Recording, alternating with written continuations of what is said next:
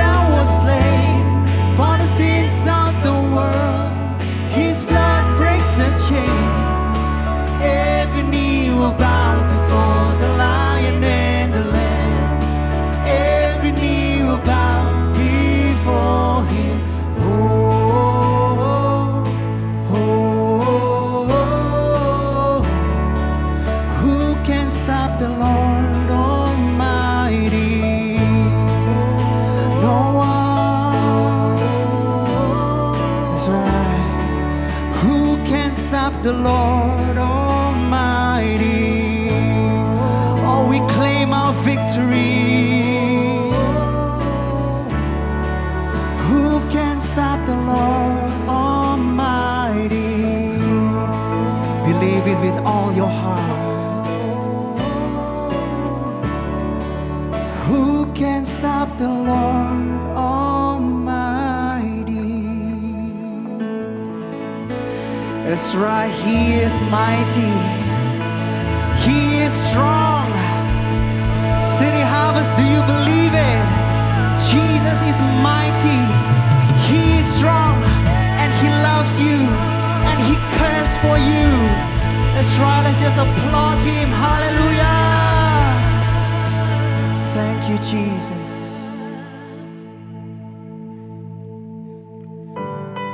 Hallelujah, that's right. Our God is mighty. Our God is strong. Come on, church. Lift up holy hands. Oh, let's worship Him. The name above all names. The King of kings. The Lord of lords. Hallelujah.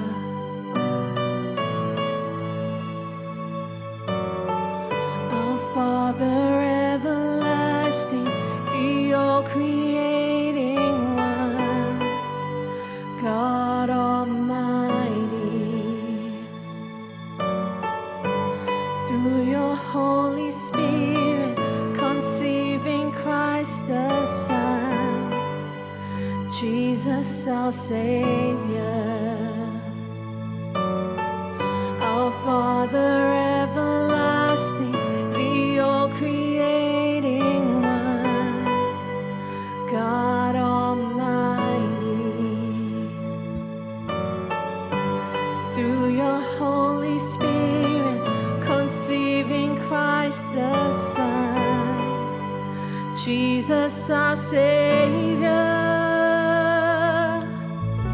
I believe in God our Father. I believe in Christ the Son.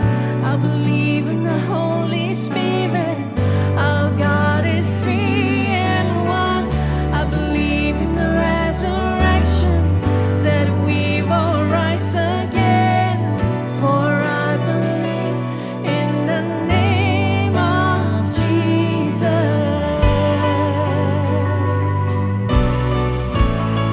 Oh,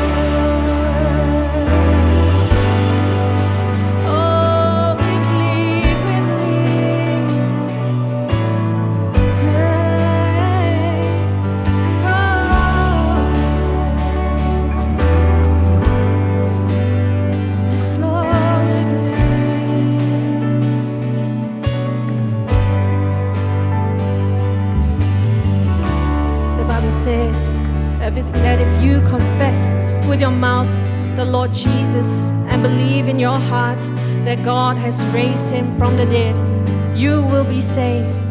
For with the heart one believes unto righteousness, and with the mouth confession is made unto salvation. That's right, church.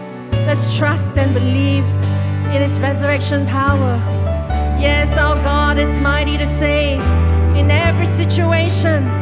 Your miracles, your breakthroughs, and your healing is coming. Just confess his name and exalt the holy name of the Lord.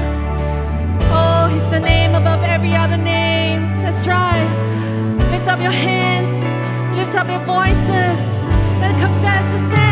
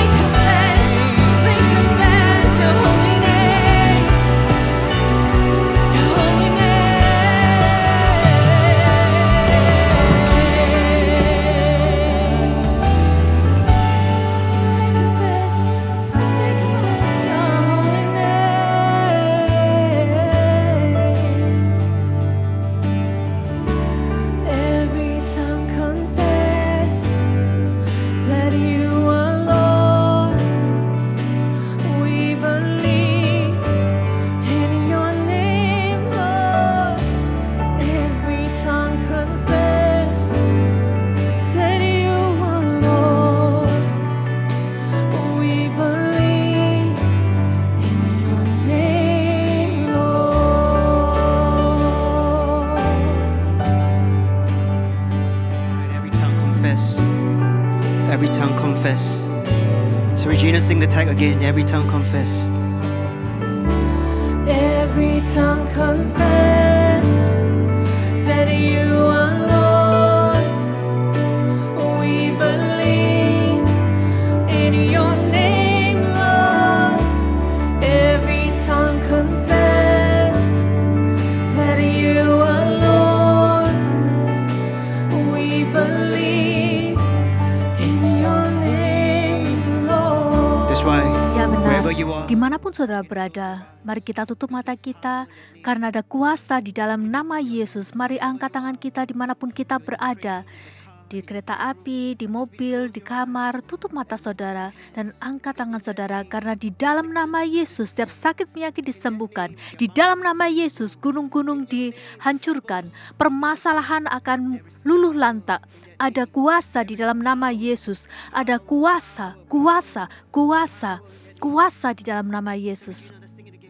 Mari kita nyanyikan sekali lagi. Tag again. Oh, that's right, every tongue confess, every tongue confess that you are Lord. We believe in your name, Lord. Every tongue confess that you are Lord.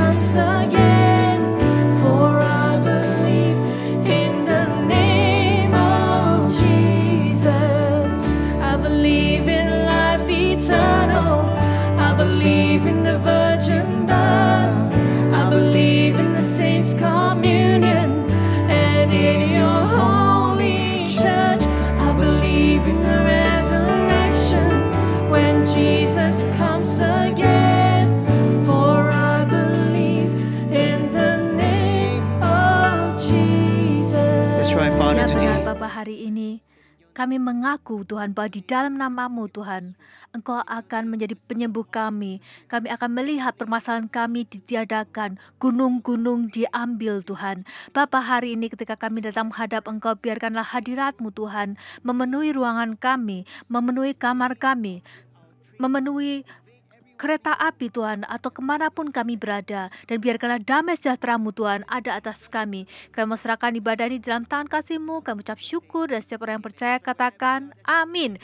Ya, mari kita berikan tepuk tangan yang meriah kepada Tuhan Yesus, karena Dia layak untuk menerima segala pujian. Segala sesuatu akan, tidak ada yang mustahil di dalam nama Yesus. Gunung-gunung akan dihancurkan di dalam nama Yesus. Haleluya, haleluya. Amin dan amin. Tuhan adalah Tuhan yang baik. Dan sesuatu yang luar biasa akan terjadi hari ini. Saya nggak tahu dengan saudara, tapi saya sangat bersuka cita untuk ibadah ini, karena saya tahu bahwa Tuhan akan melakukan hal yang luar biasa di tengah kita. Mari kita siapkan hati kita untuk memberikan yang terbaik kepada Tuhan. Hari ini untuk ayat persembahan ini berasal dari Markus 5, dan kita akan melihat daripada kisah tentang perempuan yang mengalami pendarahan. Mari kita lihat di dalam ayat 28. Sebab katanya, asalku jamah saja jubahnya, aku akan sembuh. Seketika itu juga berhentilah pendarahannya, dan ia merasa bahwa badannya sudah sembuh dari penyakitnya. Pada ketika itu juga Yesus mengetahui bahwa ada tenaga yang keluar dari dirinya, lalu ia berpaling di tengah orang banyak dan bertanya, siapa yang menjamah jubahku? Murid-muridnya menjawab, engkau melihat bagaimana orang-orang ini berdesakan dekatmu, dan engkau bertanya, siapa yang menjamah aku? Lalu ia memandang sekelilingnya untuk melihat siapa yang telah melakukan hal itu. Perempuan itu yang menjadi takut dan gemetar ketika mengetahui apa yang telah terjadi atas dirinya, tampil dan tersungkur di depan Yesus, dan dengan tulus memberitahukannya segala sesuatu kepadanya. Maka katanya kepada perempuan itu, hai anakku, imanmu telah menyelamatkan engkau, pergilah dengan selamat dan sembuhlah dari penyakitmu. Dari latar belakang kisah ini kita tahu bahwa perempuan ini telah menderita penyakit berdarah selama dalam waktu yang lama, sudah 12 tahun. Dia sudah melihat banyak dokter dan kondisinya itu tidak lebih baik. Uangnya itu sudah habis dan tidak ada solusi jawaban dari medikal untuk jawabannya. Banyak orang yang mungkin sudah depresi, kehilangan pengharapan, takut untuk bermimpi. Tetapi dia masih memiliki satu hal yang mau dia berikan kepada Tuhan. Iman untuk memimpikan sesuatu yang tidak mungkin terjadi. Dia tahu bahwa Tuhan Yesus memiliki jawaban bagi dia. Dia memiliki iman yang sederhana untuk percaya saja kepada Tuhan. Kisah ini mengingatkan kita tentang bagaimana kita itu cenderung membuat hal-hal itu menjadi rumit sebelum Tuhan Yesus, kita mengharapkan Tuhan bekerja bagi kita. Kita memberikan syarat-syarat dan kondisi sebelum kita mau percaya. Dan kadang kita mau semuanya, kita harus tahu rencananya Tuhan detail sekali sebelum kita mau percaya. Namun iman perempuan ini itu sangat sederhana. Satu sentuhan saja, maka itulah yang dibutuhkan untuk terjadinya mujizat. Untuk wanita ini, Tuhan Yesus tidak perlu meyakinkan dia terus-menerus. Dan wanita ini tidak mengharapkan kondisi yang sempurna. Dia juga tidak perlu melihat malaikat kesembuhan sebelum dia membuat keputusan untuk dia mau percaya. Tapi dia mengatakan kepada dirinya sendiri, selama aku dapat menjamah Tuhan, maka sesuatu akan terjadi. Saudara, iman yang sederhana ini sangat jarang sekali. Di tengah-tengah kerumunan orang, Tuhan Yesus itu dapat merasakan perbedaannya. Oleh karena itu, Tuhan Yesus bertanya, siapa yang menjamah aku? Kita harus tahu bahwa imannya lah. Imannya yang sederhana itulah yang membuat perbedaan. Dengan cara yang sama, ketika kita mau memberikan yang terbaik kepada Tuhan, percaya kepada terobosan, kemenangan, kita perlu memiliki iman yang sederhana untuk percaya kepada Tuhan.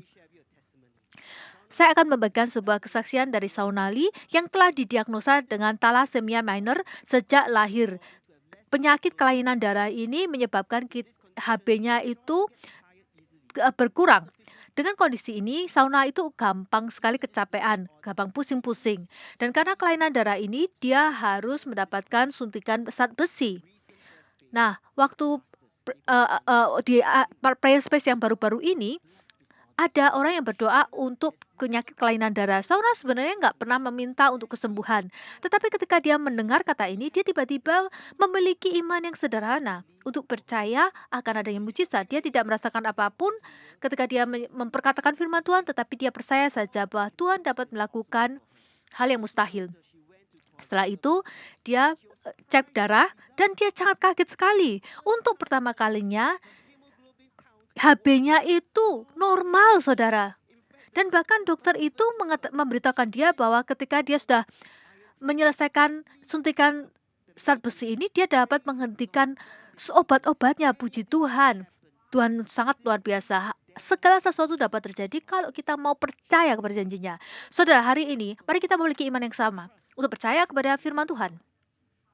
Alkitab mengatakan di dalam 2 Korintus 9 ayat 7-8, hendaklah masing-masing memberikan menurut kerelaan hatinya. Jangan dengan sedih hati atau karena paksaan, sebab Allah mengasihi orang yang memberi dengan sukacita, dan Allah sanggup melimpahkan segala kasih karunia kepada kamu, supaya kamu senantiasa berkecukupan di dalam segala sesuatu, dan malah berkelebihan di dalam berbagai kebajikan. Hari ini ketika kita mau memberikan yang terbaik kepada Tuhan, bukan dengan paksaan, tapi dengan hati yang gembira, mari kita mempraktekkan iman sederhana untuk percaya di dalam janji firman Tuhan. Ketika kita menabur, pasti kita akan menuai.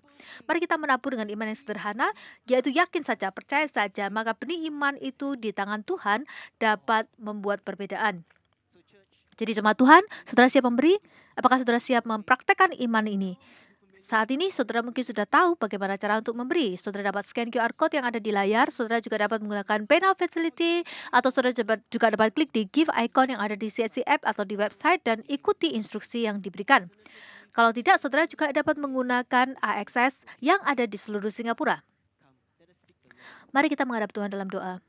Bapa, hari ini Tuhan, kami mau mempraktekkan Tuhan iman kami yang sederhana untuk memberikan yang terbaik pada Engkau Tuhan. Engkau yang berkata Tuhan, kami mau memutuskan Tuhan hari ini untuk taat dan percaya Tuhan. Ketika kami memberikan dengan hati penuh dengan sukacita, kami percaya bahwa kehidupan kami akan berlimpah-limpah di dalam Engkau ketika kami mendapur dalam kerajaan-Mu. Bapa, ketika kami mempraktekkan Tuhan iman yang sederhana ini, biarkanlah berkat-berkat-Mu Tuhan, mujizat datang atas kehidupan kami. Kami ucapkan syukur Tuhan, di dalam nama Yesus kami berdoa, dan siapa yang percaya katakan amin, amin, amin. Terima kasih untuk pemberian saudara yang terbaik kepada Tuhan. Tuhan itu selalu bekerja di tengah-tengah kita.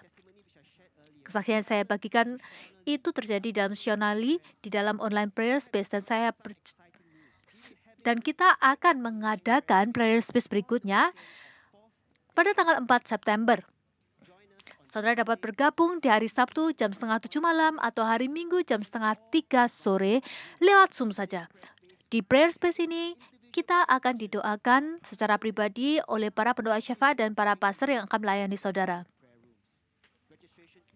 Pendaftaran wajib. Jadi, saudara daftar dengan segera di csc.org.sg/prayerspace hari ini juga.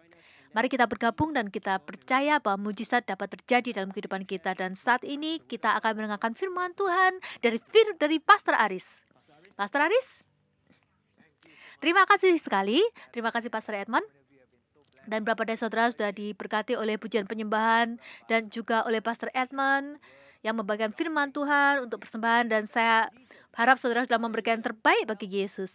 Haleluya. Halo City Harvest, saya sangat bahagia ketemu dengan saudara di sini secara online. Tetapi sebelum saya mulai dengan khotbah saya hari ini, saya ingin memberikan saudara pengumuman yang menyenangkan, yaitu bahwa minggu depan kita akan kembali ke ibadah secara onsite dengan jumlah 250 orang. Haleluya. Kita berdoa supaya ini akan berkelanjutan ya. Nah, onsite English service waktunya adalah hari Sabtu saja jam 2 dan jam 5 sore saja. Jadi saudara perhatikan, tetapi online service timing kita itu juga akan ada beberapa perubahan. Nah, terlepas daripada hari Sabtu jam 2 dan jam 5 dan hari Minggu jam 10 untuk online service, saudara juga perhatikan bahwa itu online service video kita itu akan ada di on demand di YouTube dan CSC app dari hari Minggu jam 1 siang minggu berikutnya. Jadi di atas adanya onsite ibadah secara onsite, kita juga mengadakan ibadah online Sabtu jam 2, Sabtu jam 5, dan hari Minggu jam 10. Kemudian videonya akan ada melalui CSCF dan YouTube. Saya ingin menguatkan saudara, mendorong saudara untuk kembali beribadah minggu depan. Alokasi tiket akan diberikan kepada saudara, dan untuk Harvest Kit akan kembali diadakan dimulai bulan September. Jadi kami sangat menanti-nantikan untuk kembali menyembah dengan saudara secara pribadi, karena kami sangat merindukan saudara sekalian. Saya ingin mendorong saudara untuk kembali beribadah. Nah, setelah itu kita juga akan memonitor perkembangan selanjutnya, dan kita akan menambah jumlah partisipasi di dalam ibadah. Terima kasih Gereja City Harvest untuk kesabaran saudara. Dan hari ini kalau saudara melihat secara online duduk di sebelah seseorang, katakan kepada mereka, mari kita pergi ke gereja minggu depan, dan aku akan ketemu dengan kau minggu depan secara onsite. Haleluya, berikan Tuhan Yesus tepuk tangan yang paling meriah. Haleluya, amin. Puji Tuhan, terima kasih. Nah, jemaat Tuhan, hari ini saya ingin membangun atau melanjutkan dari apa yang sudah kita fokuskan selama beberapa bulan ini. Pastor Kong selama beberapa bulan ini telah membagikan kepada kita apa artinya untuk menjadi serupa dengan Kristus. Menjadi serupa dengan Kristus adalah kita memiliki kebenaran kekerajaan Tuhan, memiliki Yesus bertata di dalam hati kita, dan dengan Yesus bertata dalam hati kita, saudara dan saya akan dimampukan untuk melakukan kebenaran kerajaan Tuhan seperti yang disebutkan di dalam Alkitab dengan anugerahnya. Menjadi serupa dengan Kristus adalah memiliki buah-buah roh, yaitu karakter profil daripada Tuhan Yesus. Dan yang terakhir, menjadi serupa dengan Kristus pada akhirnya adalah diekspresikan dengan mengasihi Tuhan dengan segenap hati kita dan mengasihi sesama kita seperti diri kita sendiri. Inilah yang telah kita pelajari selama beberapa bulan terakhir ini, dan lebih dari itu melalui silence dan solitude di dalam Tuhan, melalui kesunyian dan keterangan dalam Tuhan, dan kita berbicara tentang hal ini dengan melayani orang-orang miskin dan yang terlantar. Saudara dan saya dapat mengenal dengan Tuhan lebih intim, dan lebih radikal. Ketika saudara dan saya menjadi semakin serupa dengan Kristus, saudara dan saya dapat mengenal Tuhan lebih intim lagi, lebih akrab dan lebih radikal. Dan kenapa ini sangat penting bagi kita? Untuk mengenal Tuhan dan menjadi serupa dengan Kristus. Karena seperti yang Pastor Kong katakan, Tuhan adalah Tuhan yang serupa dengan Kristus. Jadi bagi saudara untuk dapat lebih mengenal Tuhan, saudara harus menjadi serupa dengan Kristus. Nah, hari ini untuk ibadah ini saya ingin berbicara kepada saudara, dan saya ingin menggali lebih dalam lagi. Saudara, berapa dari saudara setuju dengan saya bahwa penting bagi kita untuk mengenal Tuhan lebih dalam dan lebih radikal, lebih intim lagi? Tetapi berapa dari saudara juga setuju dengan saya bahwa pada saat yang bersamaan juga sangat penting, sama pentingnya untuk Tuhan mengenal kita. Saudara, kalau kita kenal Tuhan itu juga bagus, tetapi juga sama pentingnya untuk Tuhan mengenal apa di dalam hati kita. Di dalam 1 Korintus 13 ayat 12, saya ingin membacakan kepada saudara ayat ini dikatakan, karena sekarang kita melihat dalam cermin suatu gambaran yang samar-samar, tetapi nanti kita akan melihat muka dengan muka. Sekarang aku hanya mengenal dengan tidak sempurna, tetapi nanti aku mengenal dengan sempurna seperti aku sendiri dikenal. Saudara, ini adalah ayat di mana kita telah berdiskusi di dalam komsel-komsel kita. Dan di sini Paulus mengatakan, sebanyak aku itu secara perlahan mau mengenal Tuhan, pada saat yang bersamaan Tuhan juga ingin mengenal kita lebih dalam lagi. Kata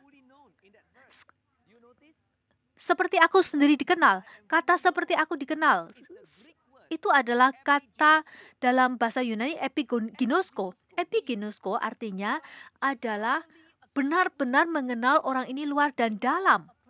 Mengenal seseorang secara sepenuhnya, secara akurat luar dalam. Apakah saudara melihat ini?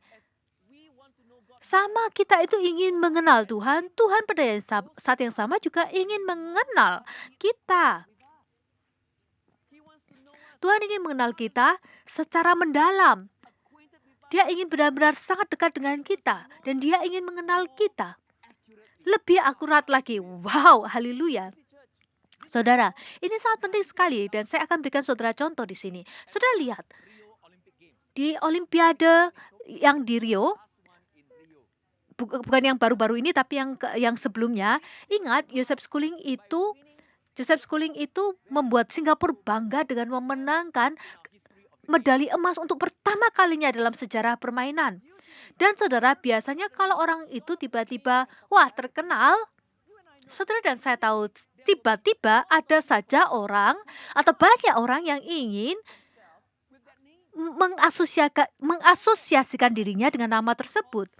Jadi mereka itu tiba-tiba menyebut-nyebut nama orang sembarangan, mengutip-ngutip, sok kenal, sok dekat kalau bahasa Indonesianya gitu, bahwa mereka itu kenal dengan Joseph Schooling secara pribadi.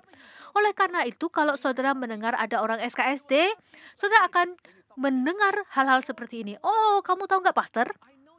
Aku udah kenal sama Joseph sejak SD, tahu? Dan bahkan Pastor tahu nggak, kita itu di ekstrakurikuler yang sama. Atau saudara dapat mendengar ada orang yang menggunakan kata-kata seperti ini. Wah, Pastor, kamu tahu nggak, setiap minggu ya, di klub renang itu ya, saya akan renang bareng sama Joseph Schooling di kolam renang yang sama. Tetapi biasanya mereka tidak memberikan saudara detail karena itu mungkin lane 1 dan lane 54. Jadi garisnya beda ya kolam renangnya. Tetapi dan ini yang paling menjengkelkan. Sok kenal sok dekat ya. Wah, pastor aku katakan ya, tak bilangi ya. Dulu ya ada waktu Joseph Schooling tuh mau menyerah renang loh. Dan tebak-tebak, saya lah yang mendorong dia dan berdoa untuk dia. Dan karena itu ya, dia terus renang. Dan oleh karena itu, dia pergi ke Rio dan menang medali Olimpiade ini. Wah, SKSD ini pasti terus berlanjut. Dan daftar orang-orang yang bilang bahwa dia kenal dengan Joseph Schooling itu banyak sekali. Tetapi saudara, berapa dari saudara itu juga setuju dengan saya? Saudara dan saya dapat mengatakan bahwa kita kenal sama Joseph Schooling. Tapi yang lebih penting lagi, kita harus bertanya kepada Joseph Schooling. Apakah dia tahu saudara apa enggak? Saudara mungkin tahu siapa Joseph Schooling, tapi apakah Joseph Schooling tahu saudara? Dan bahkan mungkin saudara tahu Joseph di sekolah, tetapi bukan Joseph Schooling yang ini, pemenang Olimpiade ini. Saudara, sama, mirip. Kita bilang kita tahu Tuhan. Kita tahu bahwa kita tuh sudah kenal dengan Tuhan lebih dekat. Tetapi pertanyaan yang harus kita tanyakan kepada kita, apakah Tuhan itu kenal dengan kita? Apakah Tuhan itu kenal dengan saudara? Apakah Tuhan mengenal siapa diri saudara sejatinya? Siapa saudara yang seakurat mungkin? Saudara yang ada di kedalaman saudara. Orang yang ada di dalam saudara. Bukan hanya gambaran yang saudara tunjukkan ke orang di luar. Matius 7 ayat 21-23 mengatakan demikian. Bukan setiap orang yang berseru kepadaku, Tuhan, Tuhan, akan masuk ke dalam kerajaan surga. Melainkan dia yang melakukan kehendak Bapakku yang di sorga. Pada hari terakhir banyak orang akan berseru kepadaku, Tuhan, Tuhan, bukankah kami bernubuat demi namamu dan mengusir setan demi namamu dan mengadakan banyak mujizat demi namamu juga? Alkitab mengatakan pada waktu itulah aku akan berterus terang kepada mereka dan berkata, aku tidak pernah mengenal kamu, nyala daripadaku, kamu sekalian pembuat kejahatan. Saudara, dari ayat ini saja, artinya ada kemungkinan bahwa di dalam pengejaran kita untuk ingin melakukan hal yang besar bagi Tuhan, ketika kita ingin menjadi orang yang luar biasa bagi Tuhan, kita dapat kehilangan hal yang sama pentingnya. Saya ingin menekankan pada pernyataan ini. Kita kehilangan sesuatu yang sama pentingnya. Artinya penting bagi kita ingin mengejar hal-hal bagi Tuhan. Ingin melakukan hal besar bagi Tuhan. Sangat penting bagi saudara untuk ingin menjadi orang yang luar biasa bagi Tuhan. Gak ada yang salah. Tetapi pada yang bersamaan, kita juga harus sadar bahwa ada hal yang sama pentingnya yang saudara dan saya harus kejar. Apa itu? Saudara dan saya perlu dikenal oleh Tuhan. Saudara mengenal Tuhan, tetapi apakah Tuhan mengenal saudara? Dan oleh karena itu, hari ini saya ingin membagikan kepada saudara apa artinya untuk dikenal oleh Tuhan. Hari ini saya ingin membagikan kepada saudara 3 poin di sini. Yang pertama, seseorang yang mengenal Tuhan, yang dikenal oleh Tuhan adalah seseorang yang memiliki identitas dirinya di dalam Kristus. Amin. Poin yang pertama, seseorang yang dikenal oleh Tuhan adalah seseorang yang memiliki identitasnya di dalam Kristus. Saudara, di dalam perumpamaan Lazarus dan orang kaya, Lukas 16 ayat 19 sampai 26, agak panjang ya yang akan kita baca ya. Saudara bisa minum kopi dan mendengarkan khotbah. Ini hari terakhir saudara bisa melakukannya. Di sini dikatakan ada seorang kaya yang selalu berpakaian jubah ungu dan kain halus dan setiap hari ia bersukaria dalam kemewahan, dan ada seorang pengemis bernama Lazarus. Badannya penuh dengan borok, berbaring dekat pintu rumah orang kaya itu, dan ingin menghilangkan laparnya dengan apa yang jatuh dari meja orang kaya itu. Malahan anjing-anjing datang dan menjilat boroknya. Kemudian matilah orang miskin itu, lalu dibawa oleh malaikat-malaikat ke pangkuan Abraham. Orang kaya itu juga mati lalu dikubur, dan sementara ia menderita sengsara di alam maut, ia memandang ke atas dan dari jauh dilihatnya Abraham dan Lazarus duduk di pangkuannya. Lalu ia berseru, katanya, Bapak Abraham, kasihanilah aku, suruhlah Lazarus supaya ia mencelupkan ujung jarinya ke dalam air dan menjujukkan lidahku, sebab aku sangat kesakitan dalam nyala api ini. Tetapi Abraham berkata, Anak, ingatlah bahwa engkau telah menerima segala yang baik sewaktu hidupmu, sedangkan Lazarus segala yang buruk. Sekarang ia mendapat hiburan dan engkau sangat menderita. Selain itu, daripada itu di antara kami dan engkau terbentang jurang yang tak terseberangi, supaya mereka yang mau pergi dari sini kepadamu ataupun mereka yang mau datang dari situ kepada kami tidak dapat menyeberang. Saudara, ini sangat menarik sekali perumpamaan di sini. Poin yang pertama, orang yang dikenal oleh Tuhan itu dikenal atau seseorang yang memiliki identitasnya di dalam Kristus. Dari parabel ini atau dari perumpamaan ini, saya ingin bertanya kepada saudara, apa yang saudara pikir perbedaan antara Lazarus, si pengemis ini, dan orang kaya yang disebutkan di dalam perumpamaan ini? Apa perbedaannya antara pengemis ini dan orang kaya? Apa perbedaan penting? Yang akibatnya yang satu pergi ke surga, yang satu pergi ke alam maut atau Hades. Saudara, saya mendengarkan khotbah dari Timothy Keller dan beliau mengatakan hal ini. Itu membuka mata saya sehingga saya ingin bagikan dengan saudara.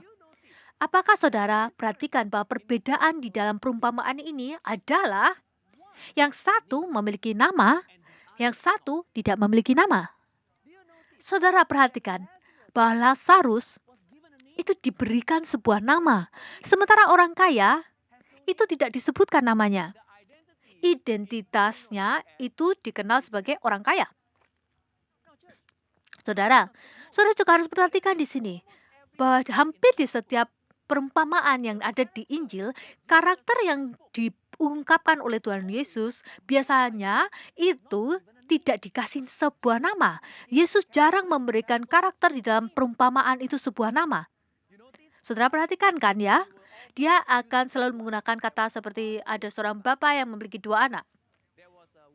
Ada seorang janda yang pergi ke hakim mencari keadilan. Ada seorang petani atau hamba ini yang berhutang kepada tuannya. Jarang sekali diberikan sebuah nama. Tetapi untuk perumpamaan ini, saudara perhatikan di sini Tuhan memberikan seorang nama kepada pengemis, dan pengemis ini itu diberikan nama Lazarus. Sementara orang kaya itu tidak diberikan nama sama sekali. Dan saudara, perbedaan ini membedakan kedua orang ini di surga dan di alam maut, di Hades. Saudara, orang kaya ini tidak berakhir di Hades atau di alam maut hanya karena dia kaya. Siapa dapat katakan amin? Sama juga, Lazarus itu tidak masuk surga karena dia miskin. Saudara harus tahu, status ekonomi kita itu tidak menentukan di mana kita akan berakhir dalam kekekalan. Siapa dapat katakan amin? Namun, saudara perhatikan di sini, perbedaannya adalah di namanya. Kenapa? Karena nama Lazarus itu artinya adalah Tuhan adalah pertolonganku. Dan ini adalah faktor yang membedakan. Kenapa? Ini adalah faktor yang membedakan karena Lazarus hidup dalam kehidupannya dia mengemis. Tetapi dia bergantung kepada Tuhan selama umur hidupnya. Itu adalah identitasnya. Oleh karena itu namanya itu adalah Tuhan pertolonganku. Dan oleh karena itu bagi dunia dia dikenal sebagai pengemis. Tetapi bagi Tuhan, karena dia bergantung kepada Tuhan sepanjang umur hidupnya, untuk menghidupi kehidupannya, Tuhan adalah pertolongannya. Saudara, ketika dia masuk ke surga, dia dikenal oleh Tuhan dengan namanya. Dia hidup di dalam dunia ini, mengemis di jalanan, tidak dikenal. Namun ketika dia naik ke surga, oleh karena hidupnya selalu bergantung kepada Tuhan, di atas sana, dia dikenal dengan namanya. Orang kaya, sebaliknya, saudara perhatikan, itulah identitasnya. Identitas orang ini hanya dikenal dengan nama orang kaya. Dia itu mungkin sangat terkenal di bumi. Tapi saudara coba tebak, dia tidak memiliki nama di dalam Alkitab. Dikenal di seantero dunia, tetapi tidak memiliki nama di dalam Alkitab. Saudara, ini memberikan kita pelajaran sangat penting. Orang kaya ini menghidupi kehidupannya dalam kekayaan, kelimpahan. Tetapi dia bergantung kepada dirinya dan kekayaannya, tidak bergantung kepada Tuhan, jauh dari Tuhan. Oleh karena itu, pencapaiannya, kekayaannya, kesuksesannya itu menjadi identitasnya, bukan Tuhan. Saudara, saya sudah katakan sebelumnya, status ekonomi itu tidak menentukan di mana saudara akan berakhir dalam kekekalan. Namun, di dalam kehidupan kita, ketika kita hidup di dunia ini, ketika kita menghidupkan iman kita di dalam dunia ini kepada Tuhan, saudara dapat mengejar kesuksesan. Tolong, silakan saudara dapat mengejar pencapaian dan saudara silakan jadilah orang yang sukses. Tapi pastikan bahwa hal-hal itu tidak akhirnya menggantikan identitas saudara di dalam Tuhan. Saudara harus memastikan bahwa kesuksesan saudara, pencapaian saudara itu tidak menggantikan siapa diri saudara, berapa nilai saudara di dalam Tuhan. Tuhan harus selalu menjadi sumber dari keamanan kita dan sukacita kita. Bukan kekayaan, bukan pencapaian, dan bukan kesuksesan. Ya, berikan amin. Haleluya. Saudara, inilah yang Tuhan Yesus maksudkan di dalam Lukas 18. Ingat, ketika Tuhan Yesus berbicara kepada pemimpin yang kaya, pemimpin budaya yang kaya untuk menjual segalanya mengikuti dia. Nah, sekali lagi saya ingin menekankan di sini, Tuhan Yesus tidak menentang kekayaannya, tetapi ketika orang kaya ini datang kepada Yesus dan bertanya kepada Yesus, "Guru yang baik, apa yang harus aku perbuat untuk memperoleh hidup yang kekal?" Dengan segera Tuhan Yesus melihat ke dalam hatinya. Karena Tuhan Yesus hendak memberitahukan kepada dia untuk menaruh identitasnya, keamanannya di dalam Tuhan dan bukan di dalam agamawinya, moralitas, atau bahkan pencapaian dalam hidupnya. Anak muda, orang muda yang kaya ini berpikir kepada dirinya bahwa mewarisi kehidupan yang kekal itu adalah tentang pekerjaan yang baik, tentang mencapainya dengan kekuatan kita sendiri. Jadi dia adalah orang yang agamawi, yang beragama, dan kemudian juga sukses dan sangat kaya. Jadi dia ingin tahu dari Tuhan Yesus, apalagi yang bisa dia lakukan, apalagi yang harus dia kerjakan supaya dia dapat menjadi lebih baik dan memperoleh hidup yang kekal. Dia ingin mendengar apa yang ingin dikatakan Tuhan Yesus, apa pendapat Tuhan Yesus sebagai pekerjaan yang baik sehingga dia dapat mencapainya untuk membenarkan dirinya. Namun Tuhan Yesus melihat di dalam kedalaman hatinya dan memberitakan kepada dia apa yang harus anak muda ini dengarkan. Sayangnya pemimpin muda yang kaya ini tidak memiliki kebebasan untuk menikmati siapa dirinya dan apa yang dia miliki, karena Tuhan Yesus melihat melalui dia keagamawian dan uang itu telah memperbudak dia, dan oleh karena dua hal ini sudah memperbudak dia, dia tidak mampu menikmati kebebasan yang sudah Tuhan berikan kepada dia untuk menjadi anak Tuhan dan apa yang dia miliki dan apa yang Tuhan berikan kepada dia. Haleluya. Oleh karena di dalam dunia ini, di dalam anak muda, pemimpin muda ini, dia memiliki nilai dirinya dari pekerjaannya, gambar dirinya dari kesuksesannya, dari pencapaiannya, dari apa yang dia kerjakan, pekerjaan baik yang dia lakukan, dengan keagamawiannya, dengan moralitasnya. Dan dia memiliki gambar dirinya, nilai dirinya dengan menjadi lebih baik dari orang lain. Anak muda hari ini, berapa dari saudara setuju dengan saya bahwa hari ini di dalam dunia yang kita hidupi, kita itu mendapatkan gambar diri kita, nilai kita dengan merasakan lebih baik dari orang lain, dengan memastikan bahwa saudara itu lebih baik daripada orang lain. Sehingga saudara menghidupi kehidupan saudara, memiliki nilai dari orang lain dengan memandang rendah kepada orang lain. Dan ketika saudara melihat ada orang yang keadaannya itu lebih buruk dari saudara, saudara menjadi lebih baik rasa perasaannya. Saudara mendapatkan nilai diri saudara dengan melihat orang lain lebih jelek dari saudara. Anak muda saat ini, berapa dari saudara setuju? Ini tidak langgeng, tidak awet. Dan inilah yang Tuhan Yesus ingin katakan kepada anak muda ini. Kalau engkau mengejar kekayaan, kesuksesan untuk identitas dirimu, kalau uang, kesuksesan, pencapaian itu menjadi identitas dirimu, kalau nilai dirimu itu berasal dari engkau itu lebih baik dari orang lain, tidak boleh kalah, tidak bisa kalah dengan orang lain, harus selalu menjadi lebih kaya dari orang lain, harus memiliki lebih banyak dari orang lain. Saya katakan kepada saudara, Tuhan Yesus tahu. Itu nggak awet saudara, tidak langgeng. Anak muda, dengarkan. Itu tidak awet, tidak langgeng. Dan bahayanya adalah saudara dapat terperangkap dalam jebakan yang sama untuk ingin selalu sukses, untuk ingin selalu mendapatkan pencapaian. Kalau tidak, saudara akan merasa saudara gagal karena tidak melakukan hal yang berguna di dalam hidup ini. Dan tidak hanya itu berbahaya, tetapi ini adalah juga siklus mematikan yang akan menghancurkan kita. Dan sekali lagi, tidak ada kekayaan atau kesuksesan dan bahkan moralitas atau keagamawian yang direndahkan di sini oleh Tuhan Yesus, tetapi dia ingin memberitahukan kepada saudara untuk mengikuti Tuhan Yesus, untuk membuat Tuhan Yesus identitas di dalam kehidupannya, membuat Tuhan Yesus sebagai identitas utama di dalam kehidupannya, sebagai nilai dirinya dan gambar dirinya. Apa yang Tuhan Yesus ingin kerjakan adalah memberitahukan kepada anak muda ini bahwa kekayaan dan moralitas dan keagamawian itu dapat digunakan sepenuhnya untuk saudara, supaya saudara dapat mengekspresikan kehidupan saudara di dalam Tuhan, di dalam kemerdekaan yang sepenuhnya. Dan itulah yang Yesus inginkan untuk anak muda ini alami, karena melalui identitas di dalam Tuhan itu akan memberikan kepada kita kemerdekaan di dalam Kristus untuk menikmati apa yang dia miliki dan siapa diri kita, siapa diri Tuhan Yesus dan apa yang kita miliki dalam Kristus tanpa diperbudak oleh pencapaian atau nilai atau aturan agama. Mari kita berikan Tuhan tepuk tangan yang paling meriah. Haleluya. Siapakah orang yang dikenal oleh Tuhan? Seseorang yang memiliki identitas di dalam Kristus, bahkan ketika mereka mengejar kesuksesan, pencapaian, dan sukses di dalam kehidupannya.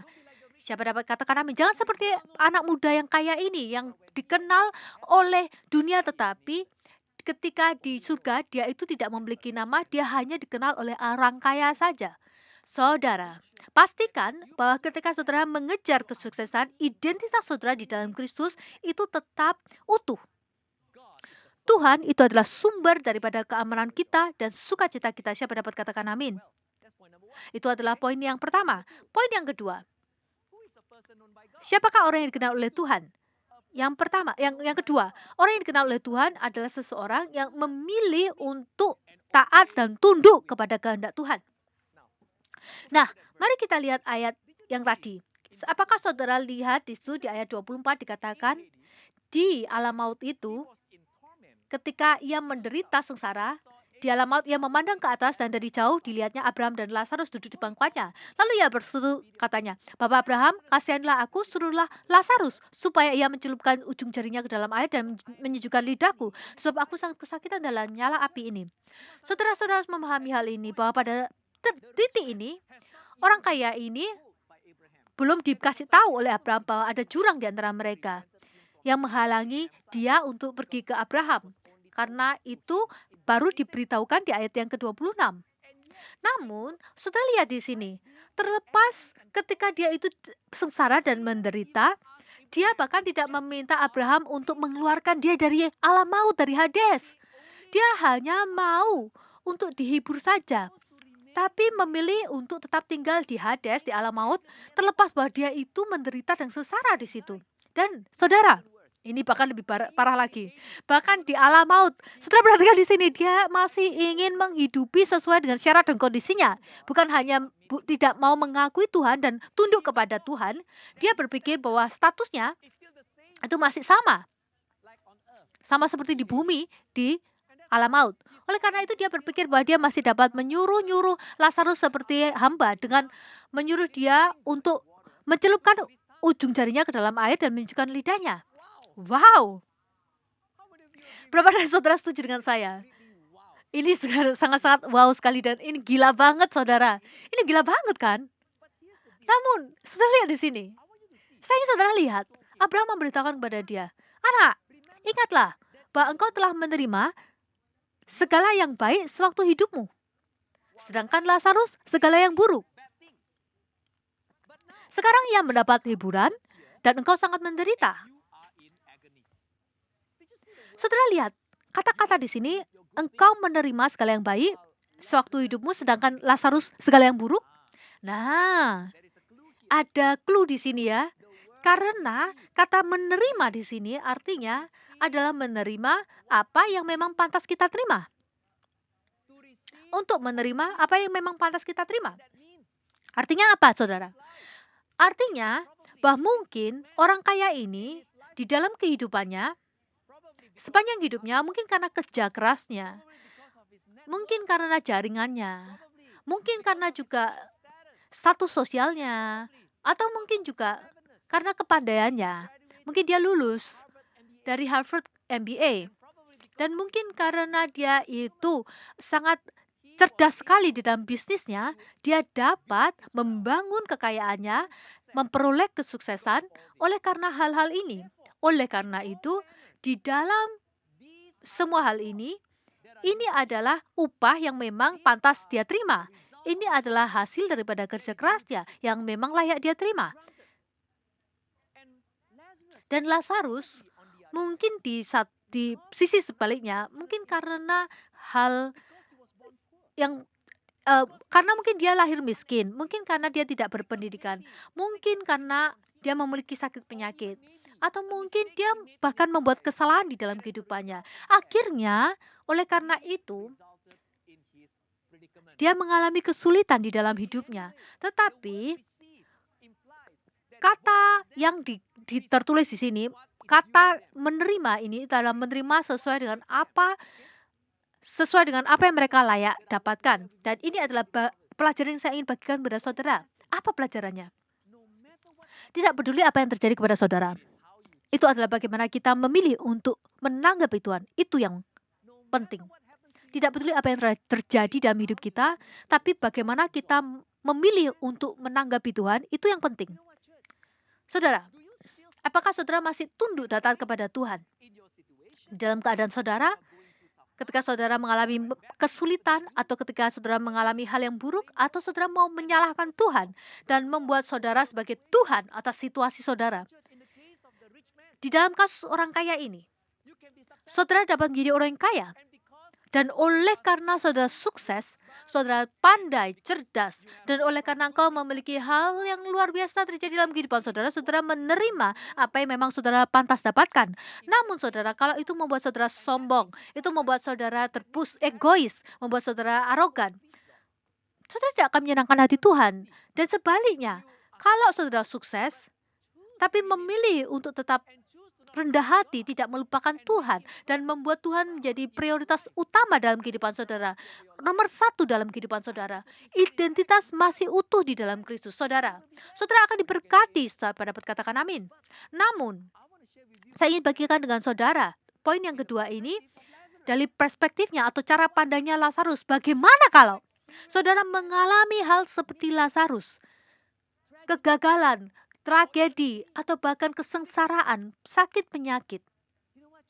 Saudara, ketika saudara mengalami hal-hal yang buruk, sakit penyakit, penderitaan, bagaimana tanggapan saudara? Kalau saudara tetap teguh dan tetap memiliki iman dalam Kristus dan bukan menyalahkan Tuhan, berbalik melawan Tuhan atau bahkan menjadi kepahitan terhadap Tuhan. Saudara, kalau saudara tetap mau teguh memegang iman saudara dalam Tuhan, maka saudara akan diselamatkan. Dan saudara, ada pelajaran yang bisa kita pelajari di sini. Oleh karena terlepas dari penderitaan, kesulitan hidupnya, Lazarus ketika dia di bumi, meskipun dia tidak mendapatkan kemenangan, terobosan, dia tidak melihat bahwa Tuhan mengentaskan dia dari kemiskinan dan dia akhirnya hidup enak, enggak. Tetapi dia kemudian mati mungkin di jalanan. Oleh karena itu, malaikat membawa dia ke pangkuan Abraham, sementara orang kaya ini dikuburkan dengan benar. Sekalipun Lazarus di dalam umur hidupnya menerima apa yang layak dia dapatkan dan tidak mendapatkan keselamatan dan pertolongan dari Tuhan selama ketika dia hidup untuk keluar dari kemiskinan, keluar dari sakit penyakit, dari keadaan sulitnya. Namun saudara, terlepas dari kesulitannya, Lazarus dengan namanya itu masih tetap berpegang teguh bahwa Tuhan adalah pertolonganku. Bahkan ketika dia mati, dia masih memegang identitasnya bahwa Tuhan adalah pertolonganku. Sekalipun Tuhan tidak menolongku di dalam umur hidupku, dia memegang teguh imannya, berpegang kepada Tuhan dan imannya. Tuhan itu adalah masih pertolongannya. Saudara lihat apa yang terjadi kepada Lazarus. Dia mau tunduk dan taat kepada menyerahkan kehidupannya kepada Tuhan dan menyerahkan kehidupannya secara sepenuhnya kepada Tuhan dan berkata, sekalipun Tuhan tidak menyelamatkanku di kehidupanku ini, Tuhan pada akhirnya akan menyelamatkanku setelah kehidupan ini. Wow, saudara, itulah upah yang akhirnya dia terima, yang layak dia terima, bahwa imannya di dalam Tuhan akhirnya menyelamatkan dia. Dan apa upah yang diberikan kepada Lazarus? Penghiburan di surga selama dalam kekekalan untuk memilih percaya kepada Tuhan terlepas dari kesengsaraannya di bumi. Saudara, seperti yang dikatakan oleh Pastor Kong, kehendak Tuhan bagi kita adalah untuk memberkati kita, menyelamatkan kita, menyembuhkan kita. Dan dia akan menyelamatkan kita, dia akan menyembuhkan kita, menolong kita. Tetapi pertanyaannya adalah, apakah kehendaknya yang berdaulat dalam kehidupan kita? Karena mungkin dia tidak menyembuhkan kita dalam kehidupan kita saat ini. Tapi setelah kita mengakhiri kehidupan kita, saudara dan saya akan diselamatkan dan disembuhkan. Siapa dapat katakan amin? Namun saudara, banyak dari kita tidak dapat menerima hal ini. Banyak dari kita berpikir bahwa kalau Tuhan tidak menjawab doaku dalam masa hidupku, imanku dalam Tuhan itu sia-sia. Tidak demikian dengan Lazarus. Lazarus mengasihi Tuhan sampai akhir hidupnya. Dan bahkan di dalam umur hidupnya, dia menerima apa yang layak dia terima. Dan dia tidak melihat terobosan dan kelepasan dari Tuhan. Tapi dia terus berpegang teguh dalam imannya kepada Tuhan dan terus percaya kepada Tuhan. Dan dia memilih untuk mengakui, mengenali bahwa Tuhan masih adalah pertolonganku. Karena kalau Tuhan tidak menolongku di dalam masa umur hidupku, Tuhan akan menolongku setelah akhir hidupku. Dan setiap penderitaan yang aku alami, itu akan diberikan upah dengan penghiburan sepanjang umur hidup di pangkuan Abraham. Haleluya. Saudara lihat di sini. Siapakah orang yang dikenal oleh Allah? Orang yang dikenal oleh Allah adalah seseorang yang mengasihi Tuhan, yang tunduk kepada Tuhan, mentaati kehendaknya, bahkan ketika hal-hal buruk terjadi dalam kehidupannya dan doanya tidak dijawab. 1 Korintus 8 ayat 3, tetapi orang yang mengasihi Allah, ia dikenal oleh Allah. Wow, saudara, ini benar-benar mengingatkan saya tentang Tuhan Yesus. Karena di saat di mana dia paling menderita di Filipi 2 ayat 8. Filipi 2 ayat 8 dikatakan, dan dalam keadaan sebagai manusia, ia telah menundukkan dirinya dan taat sampai mati, bahkan sampai mati di kayu salib. Saudara lihat, Tuhan Yesus tetap taat kepada Tuhan, bahkan sampai mati di kayu salib. Bahkan ketika dia mati, dia tidak melihat dia dilepaskan di kayu salib, dari kayu salib. Oleh karena itu dia memilih untuk menyerahkan kehidupannya sepenuhnya kepada Tuhan. Dia memilih untuk seutuhnya mentaati kehendak Tuhan. Nah, masalahnya adalah Yesus dapat memilih untuk menghindari kematian dan kesengsaraan di kayu salib. Terutama kesempatan di Taman Getsemani ini ketika pasukan Romawi itu datang dan menangkapnya. Saudara ingat, Petrus itu mengambil pedang dan memotong telinga pasukan itu dan membuat keributan di situ. Pada saat itu, di tengah-tengah kebingungan dan keramaian itu, Yesus dapat mengambil kesempatan untuk melarikan diri. Namun, lihat apa yang ditulis dalam Alkitab, dikatakan, atau kau sangka bahwa aku tidak dapat berseru kepada Bapakku supaya ia segera mengirim lebih dari 12 pasukan malaikat membantu aku? Jika begitu, bagaimanakah akan digenapi yang tertulis dalam kitab suci yang mengatakan bahwa harus terjadi demikian? Wow, saudara lihat di sini. Yesus memilih kedewasaan di atas mujizat. Bukannya dia bergantung kepada mujizat, dia memilih untuk menundukkan diri di bawah kehendak Tuhan. Dia memilih untuk menyerahkan hidupnya kepada Tuhan dan bukan bertindak seenaknya sendiri, sewenang-wenang. Dia memilih untuk tetap tinggal, bukan melarikan diri. Dia memilih untuk memproses dan bukan sesuatu yang instan. Dia memilih untuk penundukan diri, bukan keinginan diri. Dan karena dia memilih untuk taat dan tunduk kepada kehendak Tuhan, terlepas dari penderitaannya, terlepas dari bahwa Tuhan tidak melepaskan dia dari cobaan di kayu salib, kayu salib, dan bukannya dia bergantung atau mau mengikuti kehendak dirinya, tapi dia menyerahkan kehidupannya sepenuhnya kepada Tuhan dan taat kepada Tuhan sampai matinya. Dan oleh karena itu, kita lihat di dalam Filipi 2 ayat 9, hasilnya adalah bahwa itulah sebabnya Allah sangat meninggikan dia dan mengaruniakan kepadanya nama di atas segala nama. Wow, saudara, nama Yesus itu bukan hanya dikenal oleh Tuhan, tetapi nama Yesus itu menjadi dikenal oleh Tuhan, sangat dikenal. Dia tidak hanya dikenal saja, tetapi sangat dikenal oleh Tuhan. Alkitab mengatakan bahwa di dalam nama Yesus, setiap lidah akan mengaku bahwa dia adalah Tuhan. Di dalam nama Yesus, di bawah, di langit dan di bumi, semua orang akan bertelut di bawah nama Yesus. Bahkan di alam maut, di Hades, iblis itu mengenal nama Yesus. Wow, itu adalah bagaimana kita itu akan dikenal oleh Tuhan ketika kita memilih untuk taat kepada dia, tunduk kepada dia, berserah kepada dia sampai kita mati. Sekalipun kita tidak melihat ada terobosan dalam kehidupan kita dan kita terus mengikuti Tuhan, taat kepada Tuhan. Kenapa? Karena nama saudara tidak hanya dikenal oleh Tuhan, tetapi semua orang akan mengenal saudara. Nama Tuhan Yesus itu sangat berkuasa, bahkan iblis kenal dengan nama Tuhan Yesus. Ingat di dalam Kisah 19 ayat 15, ada yang ingin menggunakan nama Yesus untuk mengusir setan. Dan hasilnya apa yang terjadi?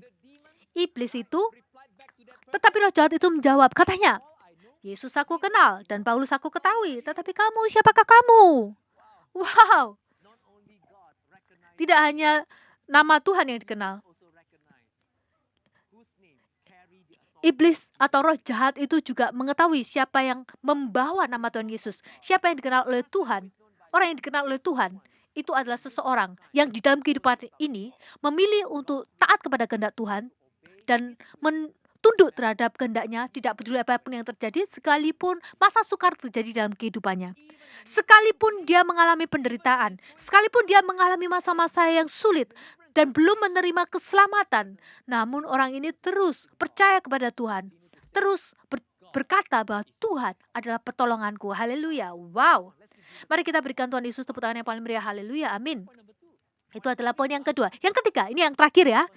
Siapakah orang yang dikenal oleh Tuhan? Yang ketiga, seorang yang dikenal oleh Allah adalah seseorang yang peduli terhadap orang-orang miskin dan yang terlantar.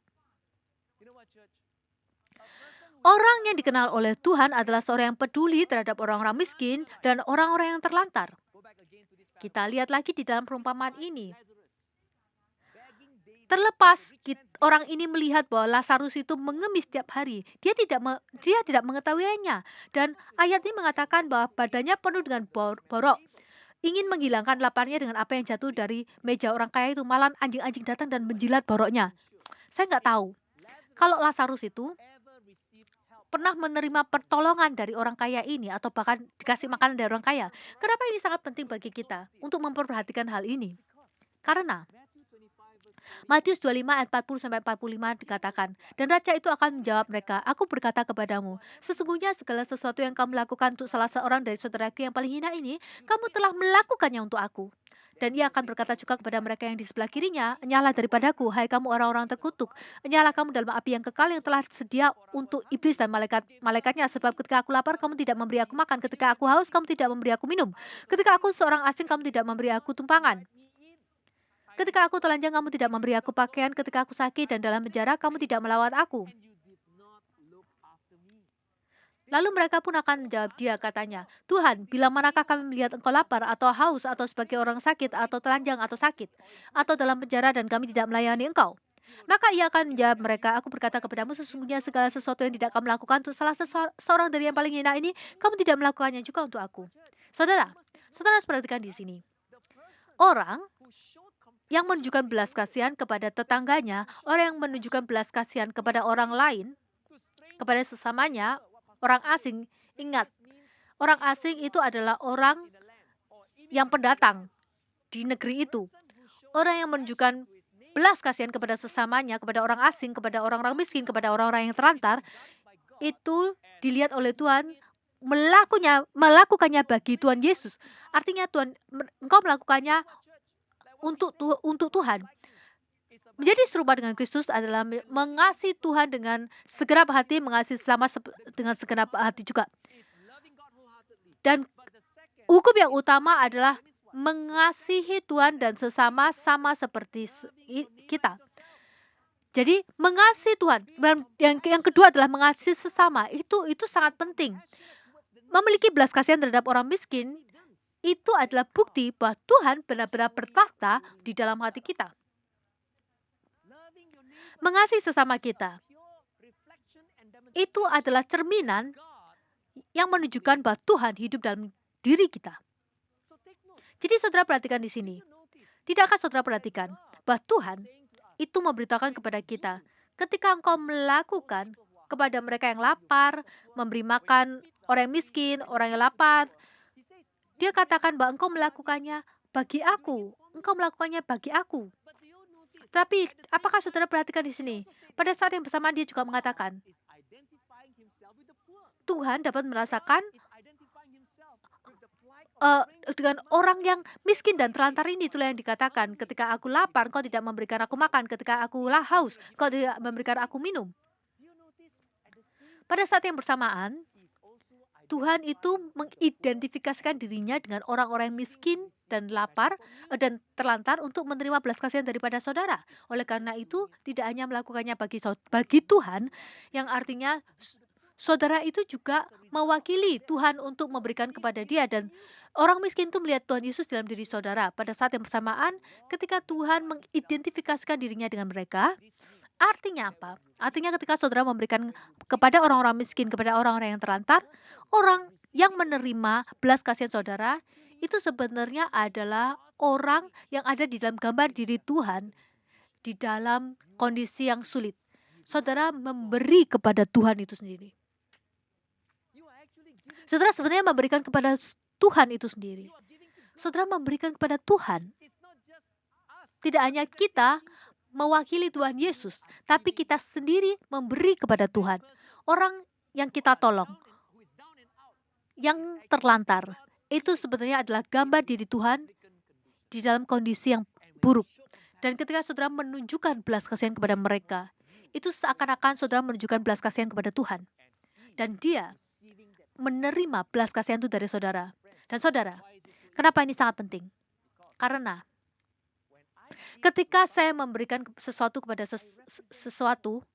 seseorang, saya mewakili seseorang. Tetapi ketika saya menerima dari saudara, saya tahu saudara. Ketika saya menerima sesuatu dari saudara, saya menjadi lebih kenal dengan saudara. Ketika saya menerima sesuatu dari saudara, saya menjadi lebih dekat dia dalam hati saudara. Saya menjadi lebih dekat mengenal apa yang ada di dalam hati saudara. Dan saudara, itulah karena itu. Melayani orang-orang miskin, memberi kepada orang miskin, kepada orang yang terlantar. Orang yang melakukan hal-hal ini itu dikenal oleh Allah. Kenapa? Karena saudara mencerminkan hati Tuhan. Dan ketika saudara memberi kepada Tuhan, Alkitab mengatakan, Tuhan akan memberikan upah kepada saudara. Karena ketika saudara memberikan kepada orang miskin, dan Tuhan sendiri yang menerimanya dan akan memberikan upah kepada saudara. Kita lihat di dalam Amsal 19 ayat 17, siapa menaruh belas kasihan kepada orang yang lemah, memiutangi Tuhan yang akan membalas perbuatannya itu. Saudara, ada pelajaran di sini. Bagaimana saudara memperlakukan orang miskin dan orang-orang terlantar menunjukkan bagaimana seberapa besar Tuhan di dalam diri saudara. Bagaimana saudara memperhatikan orang-orang miskin dan terlantar itu menunjukkan seberapa besar Tuhan di dalam diri saudara. Dan di dalam Amsal di sini bahkan tidak dikatakan siapa yang memberi uang kepada orang miskin. Ini dikatakan di sini siapa yang berbuat baik kepada orang miskin, menaruh belas kasihan, berbuat baik kepada orang lain di sekitar saudara, berbuat baik kepada tetangga saudara, berbuat baik kepada orang-orang yang miskin dan terlantar, berbuat baik kepada orang yang kurang mampu. Itu adalah hal yang paling tidak bisa kita lakukan untuk menunjukkan bagaimana menjadi anak Allah. Itu adalah paling tidak apa yang bisa kita lakukan untuk menunjukkan pertolongan kita. Dan sayangnya kebaikan itu adalah nilai yang sudah hilang di tengah-tengah dunia saat ini, yang selalu melihat kebencian dan kebencian saja. Haleluya. Saudara, saya ingin mengakhiri dengan mengatakan ini. Apakah konteks daripada perumpamaan ini? Apa alasannya kenapa Tuhan Yesus menceritakan perumpamaan ini kepada kita? Saudara, kalau saudara lihat di dalam Lukas 16 ayat 15, konteks atau alasan kenapa Tuhan Yesus memberikan perumpamaan ini adalah karena orang-orang Farisi yang menyukai uang mendengarkan hal ini, kemudian berkata sinis kepada Tuhan Yesus. Ya, mungkin saudara saat ini, mungkin saudara mendengarkan saya khotbah dan berkata, khotbah apa ini ya yang dikhotbahkan? Khotbahku lebih baik dari dia, aku lebih ganteng dari dia, aksannya, ayo. Dan dia berkata, lalu ia berkata kepada mereka, kamu membenarkan diri di hadapan orang, tetapi Allah mengetahui hatimu. Sebab apa yang dikagumi manusia, dibenci oleh Allah. Itu Lukas 16 ayat 15. Saudara, kenapa Tuhan Yesus tiba-tiba menceritakan perumpamaan ini kepada mereka? Karena orang Farisi itu mencemoohkan dia dan cenderung mencemoohkan orang lain oleh karena status sosial mereka di dalam masyarakat, oleh karena mereka itu seakan-akan paling bermoral, mereka itu merasa mereka itu paling berkuasa, dan mereka menggunakan itu untuk membenarkan diri mereka. Ketika mereka memperlakukan orang lain, mereka tidak bisa menjadi orang yang baik kepada orang yang berdosa, kepada orang miskin dan terlantar yang kurang mampu, karena mereka selalu merasa bahwa kelompok orang-orang ini tidak mampu untuk melakukan sesuai dengan standar moral mereka atau keagamaan mereka, dan oleh karena itu mereka layak untuk mengalami masa-masa sulit. Oleh karena itu, mereka selalu membenarkan diri mereka untuk mencemooh orang lain, untuk merendahkan orang lain. Contohnya, ketika saudara datang ke gereja, saudara mungkin murid yang miskin, selalu gagal dalam nilainya selalu buruk, tiba-tiba Tuhan itu mengubah saudara. Saudara melihat nilai-nilai kehidupan, saudara bisa belajar, dan kemudian saudara lulus ujian, dapat nilai A, dan kemudian nilainya bagus sekali. Saudara lulus kuliah dan mendapatkan pekerjaan yang bagus, saudara menjadi sukses, menjadi pemimpin Komsel di Urapi, kemudian memiliki istri yang cantik, dan sekarang saudara hidup dengan sukses, diberkati oleh Tuhan, dianugerahi oleh Tuhan. Tetapi apa yang terjadi ketika saudara melihat orang yang menderita sama dengan saudara? Saudara melihat orang yang bergumul secara keuangan, tidak mampu mendapatkan pekerjaan yang bagus, bergumul, melompat dari satu pekerjaan ke yang lain, mencoba untuk sukses dalam kuliahnya, dan tidak atau melihat orang tidak memiliki uang untuk bayar kuliah, bayar uang les, saudara merasa kasihan. Tetapi di dalam hati saudara, masalahnya adalah ketika saudara merasa bahwa alasan kenapa orang-orang ini mengalami kesulitan seperti itu, mengapa orang-orang ini dalam kondisi mereka adalah karena mereka tidak bekerja sekeras saya. Mereka tidak menghidupi kehidupan mereka seperti saya. Mereka tidak membayar harganya. Mereka tidak berpuasa, berdoa. Mereka tidak tunduk kepada kehendak Tuhan seperti saya. Kalau mereka melakukan hal itu yang saya lakukan, mereka tidak akan ada di dalam kondisi mereka saat ini. Saudara cepat tebak. Orang-orang yang miskin. Aku berikan engkau $1.000 untuk kamu supaya engkau dapat hidup enak. Tapi ketika saudara memberi, di balik pikiran saudara, saudara berpikir, tapi mereka nggak akan keluar dari kemiskinan mereka lah, karena mereka ada di dalam siklus kemalasan. Mereka itu ada di dalam kondisi yang parah, kecuali mereka memiliki pewahyuan seperti saya. Mereka dijamah oleh Tuhan seperti saya. Kecuali mereka diperbarui pikirannya seperti saya. Mereka tidak akan keluar daripada siklus ini. Saudara, itu adalah ketika kalau saudara tidak berhati-hati, saudara akan mulai membenarkan diri saudara di depan orang lain. Dan akhirnya, saudara akan kehilangan belas kasihan saudara terhadap orang lain yang benar-benar membutuhkan pertolongan dan kebaikan. Saudara, oleh karena itu tidak salah kalau Amsal mengatakan orang yang memiliki belas kasihan kepada orang miskin menghutangi Tuhan. Karena ada orang-orang yang memberi, bukan karena kebaikan. Mereka memberi hanya karena kasihan saja. Dan merasa karena mereka lebih berkuasa dari orang lain, bukan karena belas kasihan. Bukan karena kasih. Oleh karena itu, Tuhan Yesus menentang orang Farisi karena mereka menggunakan superioritas mereka, kekuasaan mereka untuk mencemooh orang lain, merendahkan orang lain, membenarkan diri mereka sendiri, dan selalu memandang rendah orang lain. Gereja City Harvest. Saya tidak berbicara tentang orang yang tidak percaya, tetapi tentang orang-orang Kristen. Dan sangat penting bagi kita hari ini untuk merenungkan pertanyaan yang telah saya pertanyakan kepada saudara di awal khotbah ini. Kita semuanya mengatakan bahwa kita mengenal Tuhan. Kita ingin mengenal Tuhan lebih dalam. Tetapi, seperti saat-saat ini, kita harus bertanya kepada Tuhan. Apakah Tuhan mengenal saya? Apakah Tuhan mengenal diri saya sejatinya? Apakah Tuhan tahu saya yang akurat? Apakah Tuhan mengenal siapa diri saya di dalam batin saya? Bukan yang saya tunjukkan kepada orang-orang di luar. 3 hal yang harus kita cek. Yang pertama, siapakah orang yang dikenal oleh Tuhan? Orang yang identitasnya ada di dalam Kristus. Sekalipun mereka adalah orang yang sukses, sekalipun mereka mengalami masa-masa yang luar biasa, identitas mereka di dalam Kristus itu masih tetap utuh. Tuhan masih adalah pertolonganku, tidak peduli apapun yang terjadi. Siapa dapat katakan amin?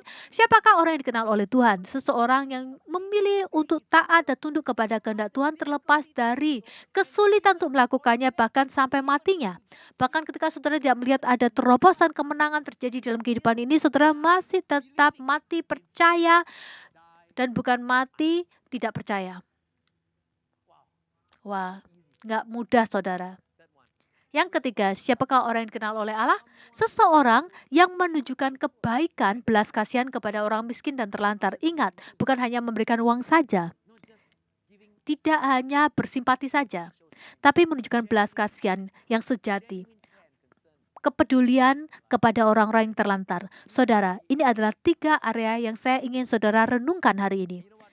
Dan saat ini, saya ingin meminta Regina dan tim worship untuk membawa kita memuji Tuhan. Dan ketika kita menyanyikan lagu ini dimanapun saudara berada, saya ingin saudara minta Allah Roh Kudus untuk menguji hati kita dan untuk menunjukkan area apa di dalam kehidupan kita yang kita harus bertobat di hadapan Tuhan. Bahwa kita harus datang di hadapan Tuhan dan berkata, Tuhan Yesus, hari ini aku ingin menjadi lebih dikenal oleh Engkau. Aku ingin membuat Engkau menjadi identitasku sekali lagi. Bapa, ampuni aku kalau aku menghakimi orang lain dan aku selalu mencemooh orang lain. Kalau aku selalu melihat memandang diriku tinggi dan memandang rendah orang lain. Bapa, ampuni aku kalau aku selalu memaksakan jalanku sendiri, dan bahkan ketika aku tidak bisa menjalani perjalananku, aku kepahitan Tuhan. Tuhan, aku mau serahkan dan mau taat terhadap kehendak-Mu, tidak peduli apapun yang terjadi. Dan bahkan kalau saudara tidak, dan bahkan Tuhan, kalau Engkau tidak menjawab doaku Tuhan dalam hidupku, aku tahu bahwa doaku akan dijawab setelah akhir hidupku. Karena Engkau mengasihi aku. Siapa dapat katakan amin? Kalau saudara itu adalah saudara, kita nyanyikan lagu ini bersama dimanapun saudara, di dalam hati kita. Mari kita nyanyikan bersama.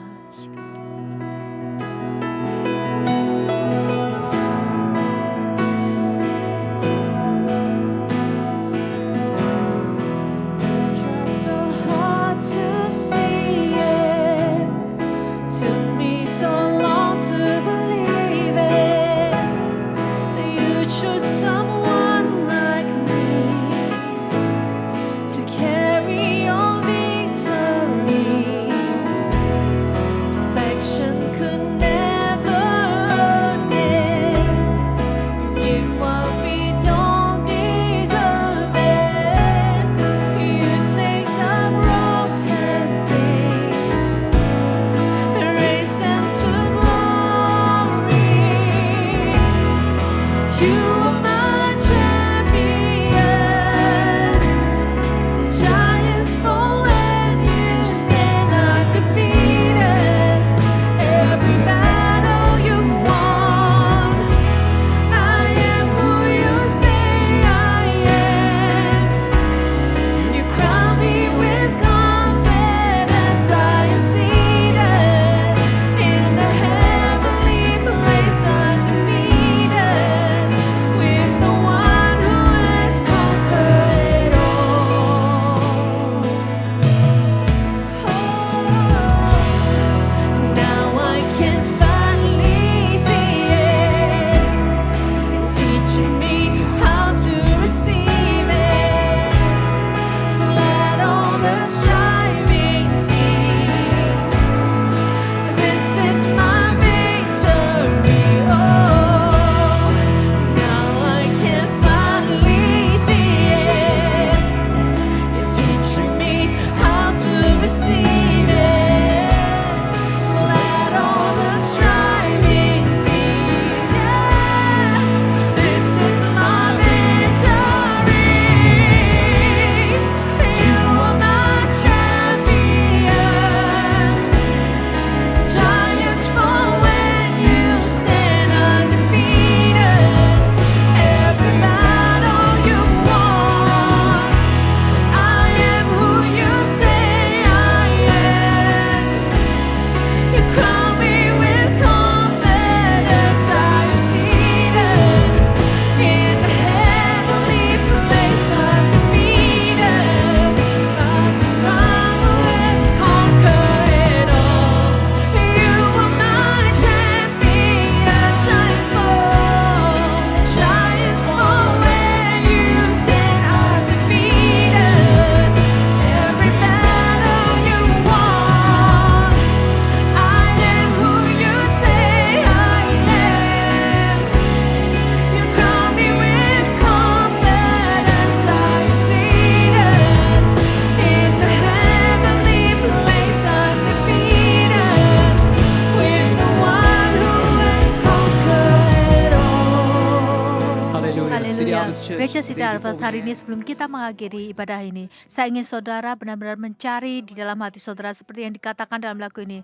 Aku telah mencoba untuk mencarinya, dan saya lama sekali akhirnya dapat percaya bahwa Engkau memilih orang seperti aku untuk membawa kemenangan. Cara Tuhan untuk memberikan kita kemenangan adalah berbeda dengan cara Tuhan melihat kemenangan.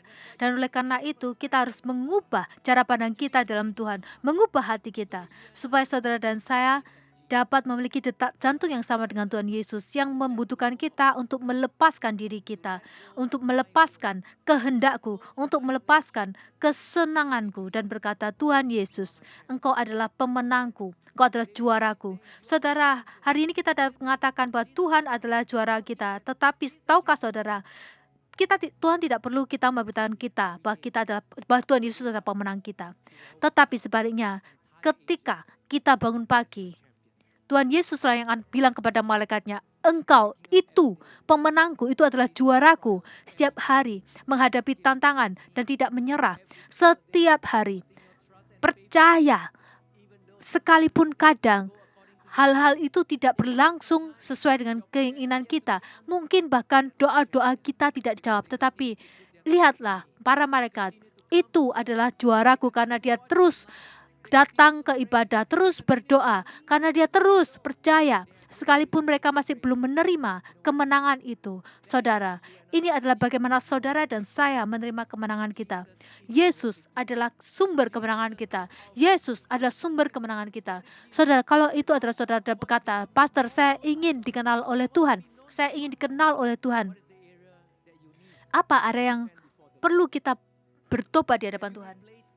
Apakah saudara menggantikan Tuhan dengan hal yang lain di dalam hati saudara? Apakah saudara mengalami kepahitan? Apakah saudara kepahitan terhadap Tuhan, kecewa terhadap Tuhan? Karena sampai hari ini doa saudara masih belum dijawab. Saudara, ini adalah saatnya kita berserah kepada kehendak Tuhan. Karena saudara dapat percaya bahwa Dia dapat memberikan sesuatu yang lebih baik bagi saudara. Yang terakhir, kalau saudara sombong, menghakimi orang lain, mencemooh orang lain, karena Tuhan sudah memberkati engkau, kita harus berhati-hati bahwa kita tidak membenarkan diri kita untuk mencemooh orang lain. Hari ini, mari kita mengasihi Tuhan dan sesama kita dengan kebaikan yang sejati. Kalau itu saudara, saya ingin saudara merenungkan sesaat lagi. Regina akan menyanyikan lagi refrennya. Saya ingin saudara bertobat di hadapan Tuhan dan kita akan berdoa. Amin. Mari kita nyanyikan lagi. You are my champion. Giants fall when you stand undefeated. Every battle you've won. I am who you say I am. You crown me with confidence. I am seated in the heavenly place, undefeated, to the one who has conquered all. Hallelujah. Haleluya.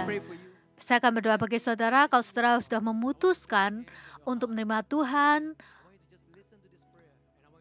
kita akan berdoa bersama. Taruh tangan saudara dalam hati saudara. Bapa, hari ini kami datang di hadapan-Mu Tuhan, merendahkan diri kami Tuhan. Kami minta Tuhan supaya Engkau menunjukkan kepada kami area dalam kehidupan kami yang dimana kami perlu bertobat Tuhan. Mungkin Tuhan, kami telah menaruh hal lain untuk menggantikan Engkau. Mungkin kami menaruh kesuksesan, pencapaian kami sebagai identitas kami. Hari ini Tuhan kami mau serahkan di altar-Mu Tuhan, dan kami mau terima identitas sejatiku bahwa aku adalah anak Tuhan, bahwa aku adalah putra dan putri Yesus Kristus. Engkau mengasihiku Tuhan, tidak peduli apapun yang terjadi, tidak peduli apapun yang sudah aku lakukan, tidak peduli Tuhan dengan pencapaian yang telah aku terima Tuhan, itu enggak ada artinya Tuhan bagi Engkau, karena pada akhirnya aku adalah anak-Mu Tuhan, dan itu adalah hal yang terpenting. Hari ini aku juga ingin berdoa Tuhan, kami berdoa, kami bertobat Tuhan dari segala penghakiman kami Tuhan. Terima kasih bahwa Engkau telah memberikan kami berkat-berkat-Mu Tuhan. Terlepas dari ini Tuhan, ajar kami untuk mengingat Tuhan bahwa semua hal yang kami terima adalah dari Engkau. Oleh karena itu, kami akan menunjukkan kebaikan Tuhan kepada orang yang kurang mampu dari kami Tuhan. Tuhan, kami juga mau datang di hadapan-Mu Tuhan. Kami mau serahkan Tuhan kehendak-Mu Tuhan.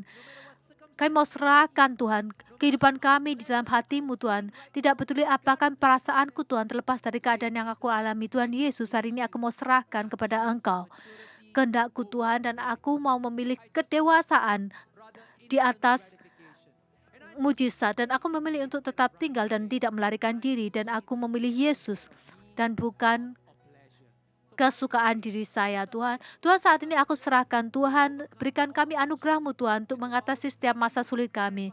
Kami ucap syukur Tuhan untuk setiap kemenangan yang sudah Engkau telah berikan kepada kami Tuhan. Di dalam nama Yesus kami berdoa, dan setiap orang yang percaya katakan, mari kita berikan Tuhan Yesus tepuk tangan yang paling meriah. Haleluya. Mari kita nyanyikan bersama. Engkau adalah juaraku. Dan Tuhan menyanyikan lagu ini bagi saudara. Champion, giants fall when you stand undefeated. Every battle you won, I am who you say I am. You crown me with confidence. I am seated in the heavenly place, undefeated. To the one who has conquered all, you are my One last time. champion. Kita nyanyikan bersama. Stand undefeated. Every battle you've won, I am who you say I am. You crown me with confidence. I am seated in the heavenly place, undefeated, with the one who has conquered it all. Haleluya. Haleluya, Tuhan Yesus. Mari kita tepuk tangan. Hai umat Tuhan. Di rumah saudara bisa bersorak-sorai penuh kemenangan. Haleluya. Amin, amin, amin. Haleluya. Sungguh hadirat Tuhan yang sangat kuat di sini, sekalipun saya berbicara hanya kepada kamera dan bukan kepada orang-orang, tetapi saya tidak dapat menunggu-nunggu untuk ketemu dengan saudara minggu depan, karena kami semua sangat merindukan saudara. Datang dan bersiap-siap dan percaya bahwa season yang baru ini Tuhan akan memberikan kepada kita berkat demi berkat, kemuliaan demi kemuliaan. Jadi saudara City Harvest Church, pastikan saudara datang minggu depan dan minta sound supervisor untuk, wah kamu harus berikan aku tiket. Saya tidak sabar untuk kembali ke rumah Tuhan. Sampai jumpa minggu depan, Tuhan memberkati, dan sampai jumpa minggu depan.